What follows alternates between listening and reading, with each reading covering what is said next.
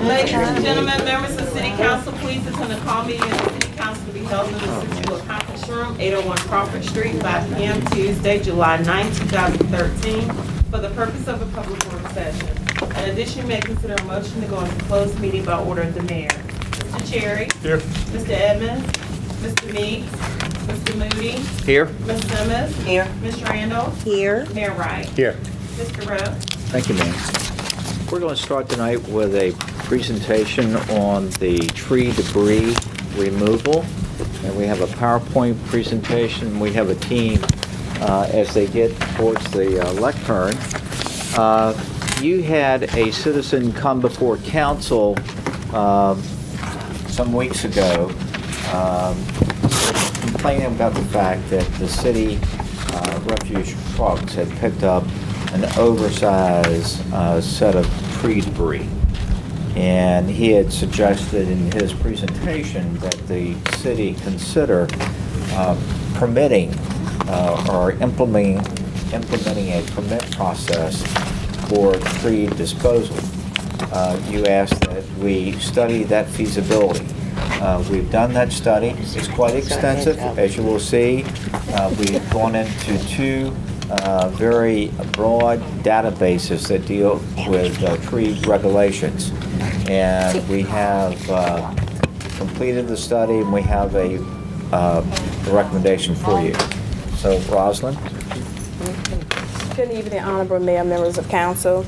As Mr. Rowe indicated, you had a citizen come before you on June the 11th, and the citizen indicated that he witnessed a city truck picking up debris by a private contractor, and that debris was larger than what was inside of the city code. At that time, council asked the city manager to look into the practicality of implementing a permit process regarding tree disposal. And this presentation provides the results of this study. Currently, the city does not require a permit for tree removal or trimming, except for those that are part of the Chesapeake Bay Overlaying District, or to remove a specimen tree that is greater than 48 inches, or trees that are in the public right-of-way. There are four main reasons to require a permit for tree removal. The first one relates to environmental protection, natural habitat and resource protection, preservation of the natural features and amenities, and this can be landscaping, streetscaping, or preservation of a particular neighborhood, say like your historic districts. It can be the preservation of a certain tree species or the size of the tree, and then regulation of disposal. A survey was conducted of localities both within the state and outside of the state. We also contacted Tree City USA of Arvin Day Foundation, and this is a nonprofit conservation and education organization regarding the preservation of trees. They have a very large database of over 50 states, including Washington, D.C., and Puerto Rico. And their database consists of ordinances that regulate the use, management, and conservation of trees. They also give out the distinction of Tree City USA to over 3,400 cities, and Portsmouth happens to be one, and has been one, designated for over 30 years. I also looked into the Virginia Tree Ordinance database that was established by the Department of Forest Resource and Environmental Conservation by the Virginia Virginia Tech University. And their database consists of a repository of municipal organizations in Virginia that regulate the use, management, and conservation of trees in urban areas. And they have about 29 Virginia localities in their database. I also conducted an internet research regarding, just to see if I can get a hit on different localities that may have established a tree disposal permit. And based on this above research, this databases consist of over 100 localities in the results of the survey. Over 100 localities that require permits. They require permits that was related only to the protection or preservation of the tree or the environment. And of those that did have some type of permit requirements, it was very lengthy, very detailed, in some cases costly. The permit issuing process ranged from 1 day to 14 days. If it was a 1-day process, it was because maybe the tree was dead. The citizen could take pictures of the trees, bring it in at the time they was getting their permit, and the permit could be issued right then before they took it down. Or the citizen could have hired a certified arborist to come out and assess the health of the tree and get a certification from that person along with the pictures and bring it in for their permit process. It usually consisted of several departments. The planning department, they will come out and make sure they fall within inside of a certain zoning area, public utilities, to make sure public works, to make sure that it did not interfere with any of the waterways or waterline areas, and then engineering. And then the range of it costs from $35 to $1,300. And that depends on the number of trees the person wanted to take down or the size of the tree that the person wanted to have removed.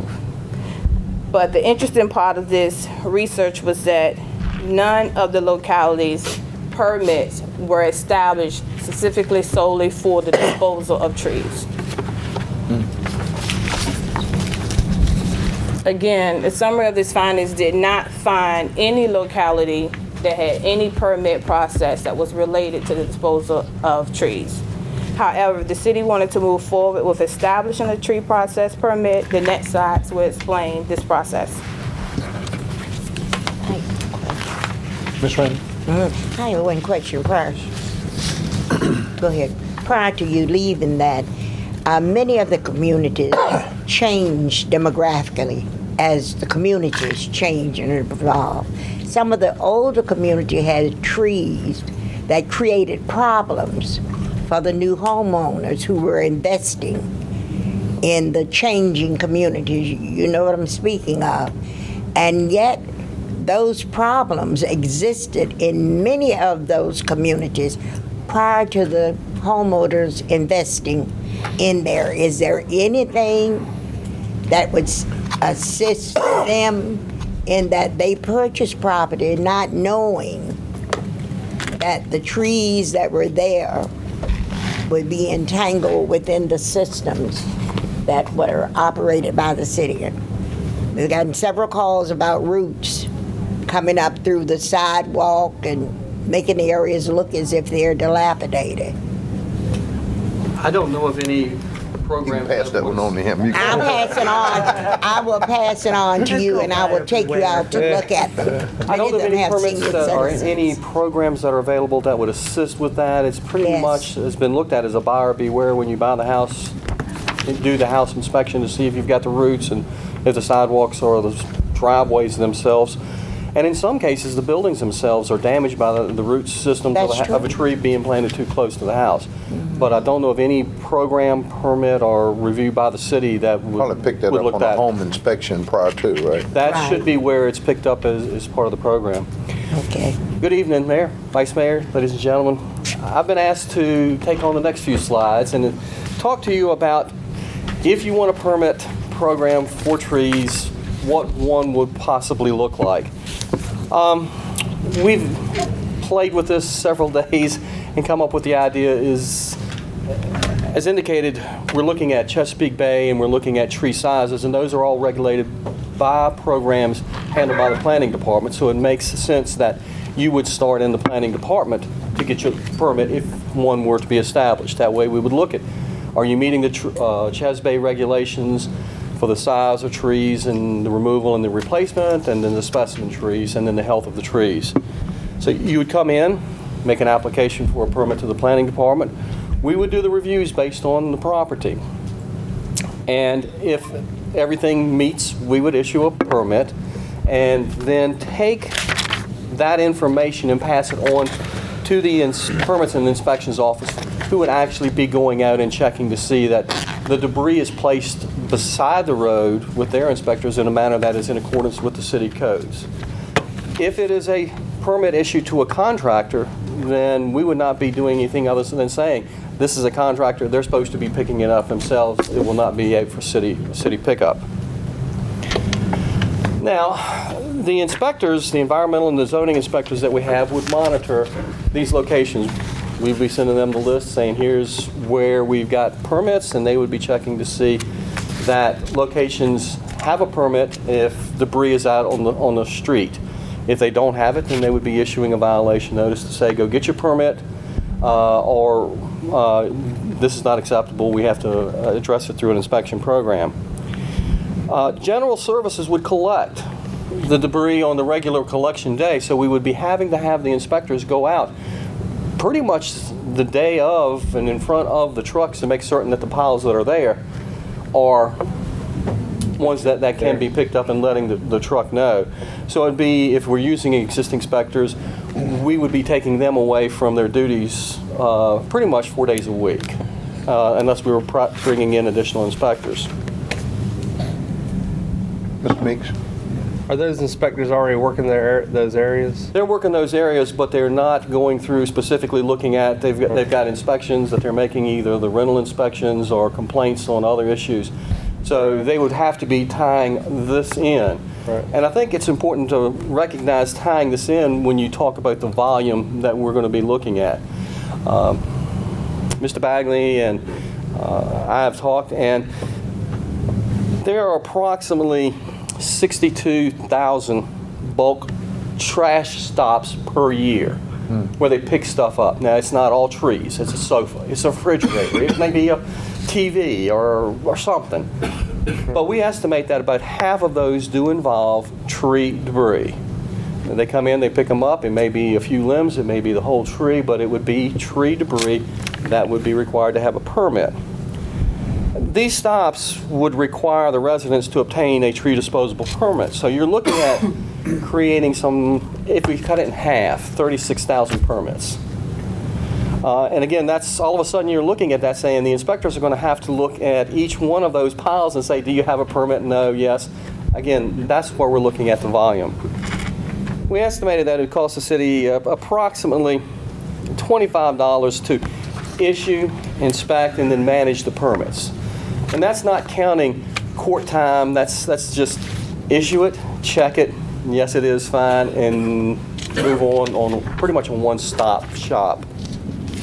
Therefore, when we start adding the cost up of going to the site with the volume that we have, we're looking at a little over $900,000 to process the permits for the tree debris with the volume that we've got. It's something to think about. The next slide, we talk about some possible funding sources. If we do the $25 permit and everybody gets a permit, then we're sort of okay. But we know everybody is not going to get a permit, so we're saying, or you're going to have to pay almost $4 extra in your residential cycle, the waste disposal. Or if we just say, hey, we're going to take it ourselves and put it in as an additional cost, you're looking at roughly another 1.5 cents on top of the tax rate. Those were some, I think, some broad numbers, and they have not looked, they've looked at it being conservative as well as being no problems, no courts, no other actions needed. Mr. Moody? My only thing, I think we're trying to come up with a solution for a problem apparently that doesn't exist. Right. We have one more slide on that. You know, one complaint, and what are we, 260 some years old, and you know, pretty soon we have to, somebody be wanting to do a permit for sunshine coming into your backyard. Actually, go to the next page. Well, with the conclusion, what we did was we recommend that we do not implement a permitting process. We sense. found that it's not practical, it's not cost effective. That's right. And we also saw it as another way of imposing an additional bureaucratic burden on the citizen. And so what we did was just recommend that we would just strictly enforce the current city code. I applaud you. Makes sense. Thank you. Terrific. Ms. Simmons? I was going to say, I think we kind of veered off from what Mr. Whitehead's complaint was, which he suggested a permit, and thank you for, because y'all did a lot of work. But I think his point was the tree removal commercial vendors are not fairly bidding jobs if Meeks Tree Service says, I'll take your tree down for $1,000, and then hauls the tree away as he should, And then Randall Tree Service comes along and says, well, I'll do it for $400, but then they leave the tree on the side of the road and the city picks it up. I think that was his. That was his point. That was the point, That is that was we're his not, point. That's right. And we either we're not discriminatory. being aggressive enough to see that the tree surgeons actually remove their Yeah. stuff or whatever, and he said, my tax money's being wasted Right. because you're not making that tree service do the work, complete the job they should. And it's our policy to enforce that. And we do not pick up contractors purposely. So we do end up in a situation where you might have a PAL about the size of a Volkswagen or a four-door car that looks on the surface to meet the code. It's got leaves and branches and they're all small. You get down to the last piece, it's a 19-inch trunk. Are we going to pick that up? We will pick that up. Doesn't make sense to pick up 90% of the pile and come across one that's just slightly bigger than the diameter. We understood his complaint. We were asked, though, to look at the feasibility of instituting a permit process for disposing of the trees. And if it was a good idea, I think other people would be doing it. It's not a very practical idea. It does, in fact, put another bureaucratic burden on the property owner to come down to City Hall, get a permit, and then we go through the process. We have a better solution, which is just enforce the code. What that, we have. Yeah. How do you enforce that? How do you know when I put it out there, I didn't pay a contractor to set it out there? I mean, when you ride by and see it, it's just there for pickup, right?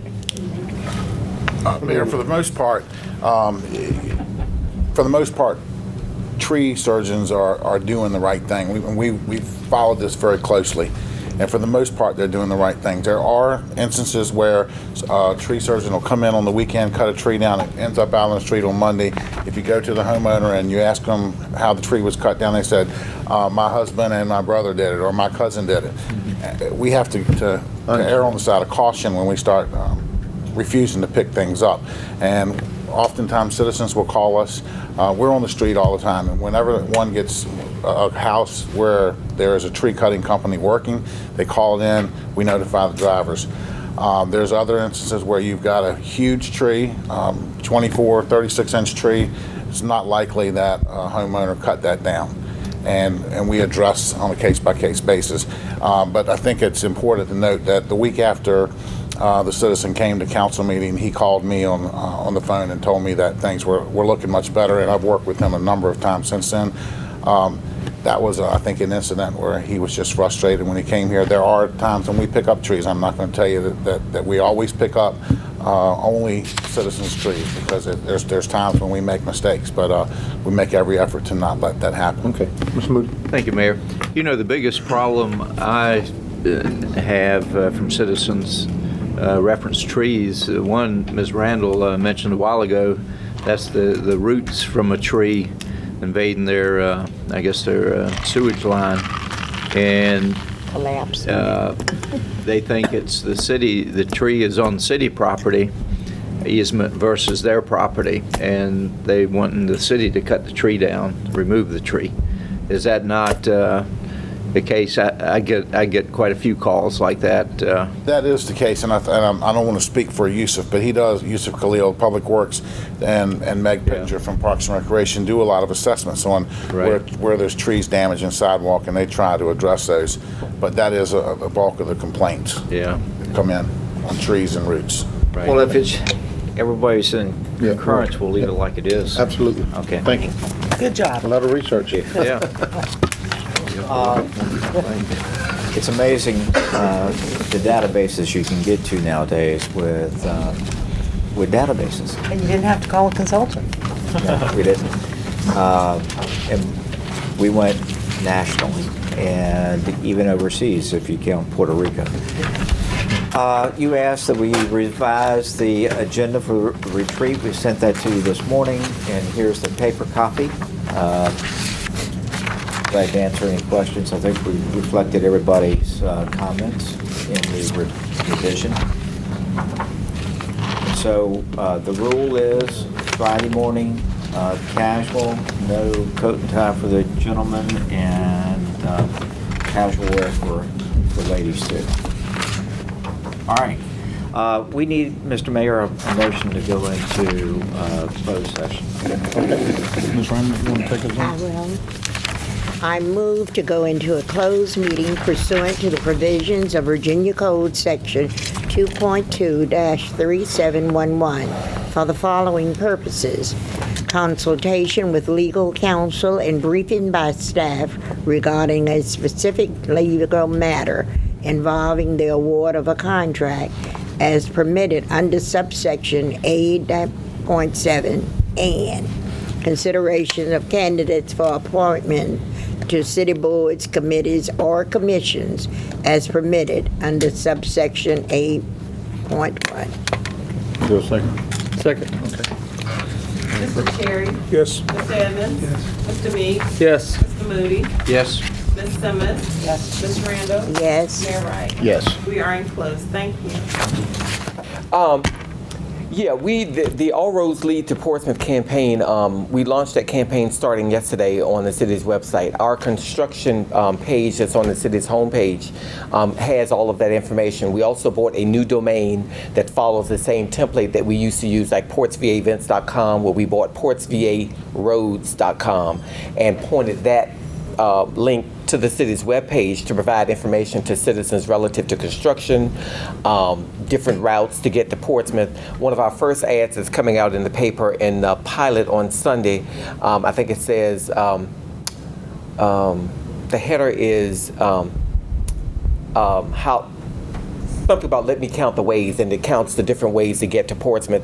Then the tag has all roads leads to Portsmouth, and the information is there, and it has about 7 different ways that you can get to Portsmouth from around Hampton Roads. And of course, as Mr. Rose said, it's a proactive campaign to try to give people in the region additional ways to get around the downtown tunnel. Of course, all of us who travel throughout the area, we know different ways, but we would just want to make sure that we give people enough information that they can get to all of our downtown venues, attractions, and we try to do that kind of sort of proactively. I went to the OTBA meeting this morning and talked about that to them as well, and was informed there that they are moving up these tunnel closings from September to now August. We just found out that today at the that came out at the meeting, and I don't know how many of you already know that, but Say that again? They're the gonna tunnel move- closings that they were starting to do with the downtown tunnel that weren't supposed to start until until September. After Labor Day. Yeah, we learned from Layla Rice that they're going to start in August, and we learned that through OTBA today in the meeting. So that conversation that we had with Intellos is right on target. We also talked with Jeff Mazie, who's the editor of Veer, to do an ad in Veer, and talk to Ken McDonald about what's going on at Intellos, and then he will highlight what's happening with the All Roads Leads to Portsmouth campaign. So we successfully got that ad that's going to be in the July 15th edition. But he's doing an editorial too, is he not? Yes, he's going to be an editorial, so that's going to be in the Veer. How about PCTV? PCTV, we already have it on the digital board. Dana is working on a PSA that's going to start hopefully this week. Ryan is here for the rest of this week, so we'll get that on PCTV. We also, I don't know if you had a chance to look at it, but our big screens downstairs on the first floor in this building, I mean, granted, we'll be preaching to the crowd, the choir, but providing this information that will go out to all of our citizens is very critical in terms of trying to be proactive. We send an email blast out today with that first ad that goes out, and of course we have about 2,500 people on our listserv, but we think it goes viral to well over 5,000. So we're using everything that we have in terms of our arsenal to try to get this information out and to be proactive, because as you know, they'll tell us that a project is going to end or start at a certain time, and they don't hold fast to that. And Ken was concerned that it might impact his season for the rest of the year. So we're looking at the campaign in different spats, taking it towards the end of the summer season, but then contingent upon what happens with the court case and all of that, keeping the campaign going at least until the end of the year, so we have an understanding of what's happening with thoroughfares in and out of Portsmouth. In I think summary, that's a great idea. Yeah. I applaud you for Then that. you on. it was a great meeting, and thanks, Bill, for setting it up, because those 3 people, and Robin was the other lady. And Yeah, Robin is their, I guess their general CFO manager, or- CFO. Yeah. I mean, they're effective with Portsmouth, and it was really, I really enjoyed learning more about what they do. Okay. On the Renaissance Hotel, I've asked to find the contract, and I've gotten the contract, and it's that thick. I mean, literally, this is not hyperbole. And it's styled as Exhibit B. And so if it's Exhibit B, is there an A? Is there a C or a D or E? And typically an exhibit is an exhibit to a master document. So what is that master document? I've asked those questions and we're trying to find it. What would it be? The mayor and I met with Chris Johnson a month ago, maybe. Almost a Thereabouts, month, yeah. And we talked about, he's not aware that we are paying him anything. There's a rumor out on the street, I may have told you, that I got an email from Dr. Cook, Jim Cook, the president emeritus of Old Dominion, Economist. saying, John, is it true that you're still paying a payment to the Renaissance? Not to my understanding. So, yeah, I had the same reaction. So we're trying to decipher, and as you know from the email exchange, they're trying to be a different corporate citizen here, and we're trying to accommodate them. Oh, yeah. I was impressed, I think John was too, with Chris Johnson and some of the things that they're trying to do to kind of get more activity going on down there. And we asked him that once he got his legs under him there, because he's just getting there, that we wanted him to come before council in a work session and kind of not only introduce himself, but discuss some of these things. But we need to make sure we had all our stuff together and get him to get all his stuff together before we brought him in. So hopefully we can do that within probably another month, John. Yes, sir. Yeah. But I was very encouraged with the meeting. Part of the problem there has been the lack of continuity on the tenure of the general managers. Oh, yeah. I mean, it's hard to get a program going or initiative going with one until that one's gone. I'll give you some idea. A year and a half ago, I met with the manager, and the young man name was Mr. Rice. Came from North Carolina. He had worked in Virginia Beach, several hotels. We had a great meeting. And I had no idea that the fellow that we just met with is 3 removed from Mr. Rice. So they done gone through 3 managers over there within a year and a half. And whatever is causing that, I don't know, but you're right. Well, but You don't didn't have that kind Crestline of. sell out to Remington and all Huh? that too? Didn't the whole ownership change? Yeah, the ownership changed. Well, that's when Rice came on board, and we just wanted to make sure we met him, that we talked about this new piece and, you know, the continuity, the whole corporate citizen thing, and how staying engaged and in collaboration with other hotels and all of that stuff. I mean, it was a good meeting, and then he left. And then several more, but this guy, Chris, was, and he's from Ohio, is it? He's actually from Bristol, but he came here from the Midwest, from Ohio. But And he he's grew been up in within the chain, Bristol and so he's, right. and actually played high school baseball, and he talked about his memories of playing in tournaments around here. So he's his mind and heart are in the right place.